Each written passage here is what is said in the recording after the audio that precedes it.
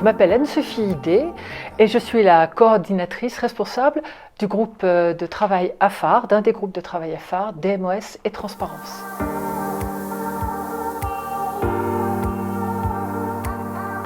La soirée organisée par l'AFAR sur la thématique révision de la loi anti-cadeaux, qui est issue de l'ordonnance gouvernementale qui a été publiée en janvier 2017 et réflexion sur les applications de 2018, est une soirée qui est en plein au cœur de l'actualité et qui a réuni beaucoup de monde, plus de 120 personnes.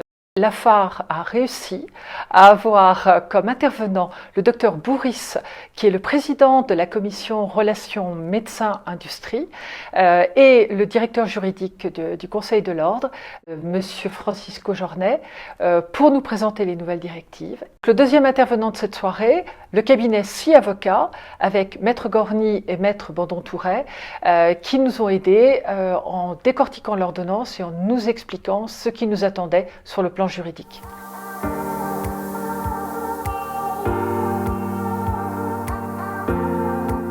Le contexte réglementaire de cette soirée est un contexte extrêmement chaud, à la fois pour les industries de santé et pour les autorités, dans la mesure où l'ordonnance gouvernementale qui est parue en janvier 2017 a révisé complètement la loi anti-cadeaux avec des modifications telles que élargir le champ du DMOS pour le rendre identique au champ de la transparence, ce qui est tous les acteurs de santé, toutes les industries qui commercialisent des produits de santé.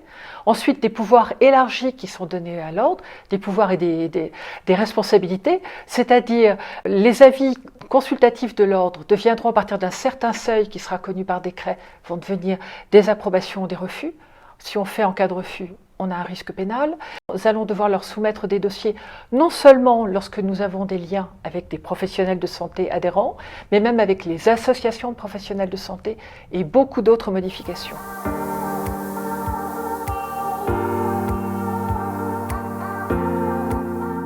Le groupe de travail qui se réunit 4 fois dans l'année pour des réunions très ouvertes d'échange avec cette actualité et toutes les questions qui se posaient dans nos laboratoires suite à la révision de la loi anti-cadeaux a vraiment voulu bénéficier des informations nous venant du Conseil de l'Ordre et de l'aide des juristes. Et c'est comme ça qu'est montée cette soirée que nous avons préparée en listant toute une série de questions que nous souhaitions poser aux deux intervenants. Dans le groupe de travail DMOS et Transparence, nous sommes maintenant 50 inscrits.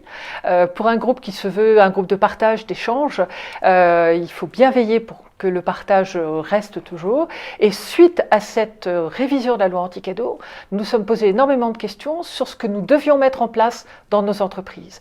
Et c'est comme ça qu'est venue l'idée de cette soirée de demander à ces intervenants de venir nous écouter et que nous puissions leur dire ce que nous pensions. Et nous avons toute une liste de questions qu'on a pu leur poser et échanger avec eux.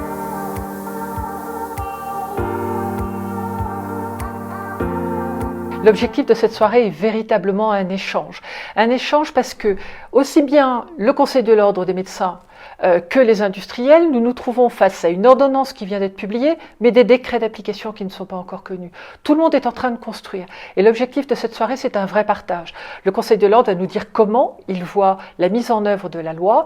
Les industriels vont pouvoir lui dire, mais là, c'est difficile, ou là, comment vous pensez qu'on puisse faire? Véritablement, c'est un partage de réflexion sur tout ce qui nous attend. Les participants de cette soirée ont été extraordinaires.